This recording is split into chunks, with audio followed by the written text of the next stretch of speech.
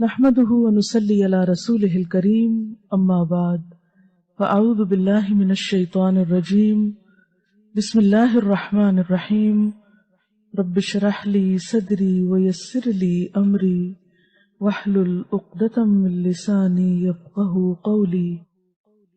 اور اس کا اتنا اجر اور ثواب ہے کہ اگر آپ وقت دیکھیں تو 1.5 منٹ ہے صرف، لیکن اگر آپ اجر دیکھیں تو بے حد و حساب. تو اس لیے پابندی کے ساتھ کوشش کریں اس کو پڑھنے کی، اور گھڑی دیکھ لیں، آپ کا کوئی بڑا وقت نہیں لگے گا. انسان، یہ صرف شیطان کا بھلاوا ہوتا ہے کہ انسان یہ نیکی نہ کرے اور اتنا بڑا اجر نہ کمائے.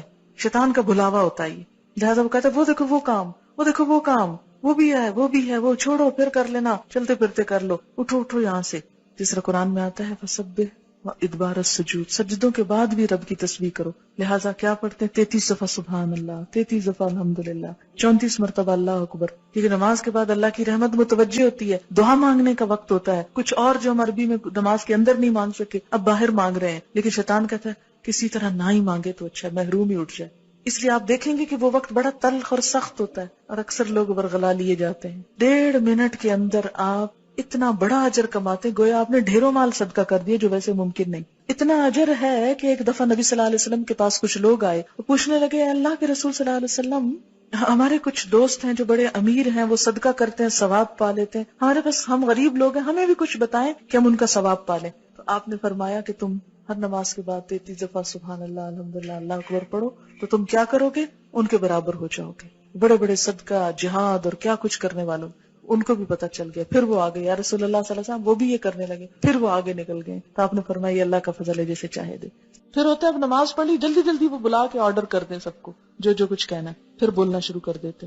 لہٰذا تھوڑا سا اور صبر. وہاں تو فرض تھا چپ رہنا، اب کیا ہے؟ نفل ہے چپ رہنا. اور آیت الکرسی جو ہر فرض نماز کے بعد ہے، آپ نے فرمایا جو ہر نماز کے بعد آیت الکرسی پڑھے اسے بہشت میں داخل ہونے سے سوائے موت کے کوئی چیز نہیں روکتی.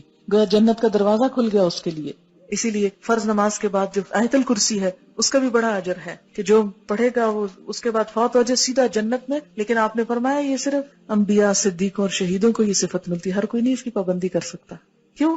کیونکہ ہر بات جو نماز میں یاد آنی ہوتی، ہم کہتے ہیں یہ کون سی مجبوری ہے، پابندی ہے، اب تو بول لو خیر ہے، وہ پوری کیفیت نہیں تاری ہوگی. اس لیے تھوڑا سا صبر اور، لیکن یہ آپ کا بائی چوائس ہے، اب آپ کی مرضی ہے آپ صبر کریں یا نہ کریں. لیکن جو کر جائے وہ اب وہ وقت ہے پھل توڑنے کا، اب وہ وقت ہے نتیجہ لینے کا، دعا مانگنے کا.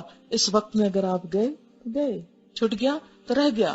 کیونکہ اس وقت انسان کو فیل ہوتا ہے اچھا میں نے اتنی اچھی نہیں نماز پڑھی، کو بہت سیٹسفیکشن نہیں ہوتی. پھر انسان کو کہا سیٹسفائی ہو جاؤ، مانگو اللہ سے اللہ اور اچھی عبادت کی توفیق دے. نماز پڑھ چکا ہے پھر دعا اللہ توفیق دینا پھر بھی لوٹ کے آؤں. ایسا نہ ہوگا کہ لیے نماز میں سو جاؤں یا بھول جاؤں یا دل ہی نہ چاہے. اب دیکھیں کہ اگر ہر نماز کے بعد انسان یہ دعا مانگ لیتا ہے تو ایک طرف سے اپنے آپ کو پھر باندھ لیتا ہے اگلی نماز کو، ورنہ ایک پڑھے گا اور ایک چھوڑ دے گا، ایک پڑھے گا قضا کر جائے گا. تو اس طرح انسان چھوڑ نہیں سکتا. اسی لیے کتنی باحکمت دعا اس موقع پہ سکھائی گئی، رب اعینی، اے اللہ تو نے میری مدد کرنی ہے، اللہ ذکر کا کہ پھر تیرا ذکر کروں، شکر کر تیرا شکر گزار بندہ بن کے رہو، وہ حسن عبادت اس سے بھی اچھی عبادت کرو. یہ جو ذکر ہے یہ مسنون ہے. کچھ سوال ہیں ان کے میں جلدی سے جواب دیتی ہوں. نماز ختم کرنے سے پہلے سورۃ البقرہ کی آخری آیات اور حشر کی آیات پڑھنا جائز ہے؟ ذکر میں آپ جو کچھ بھی پڑھیں، لیکن یہ مسنون نہیں ہے. مسنون وہی ہے جو میں نے آپ کو بتا دی ہے. اس کے علاوہ آپ اردو پنجابی میں اپنی دعا مانگ سکتے ہیں جو بھی آپ کریں. اچھا ایک بات یاد رکھیں، سجدے میں قرآن نہیں پڑھا جاتا، سجدے میں قرآن نہیں پڑھا جاتا. درود شریف کھڑے ہو کے نہیں پڑھا جاتا، سلام کھڑے ہو کے نہیں پڑھا جاتا، بیٹھ کے پڑھا جاتا ہے نماز میں.